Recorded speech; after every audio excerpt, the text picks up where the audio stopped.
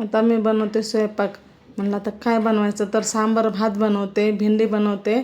तर सांबारमध्ये मी भोपळा आणि तुरीची डाळ टाकलेले, कांदा टमाटा टाकलेला आहे, हळद मीठ हे टाकून शिजून घेतल्या. मग सांबारला तडका दिलेला आहे.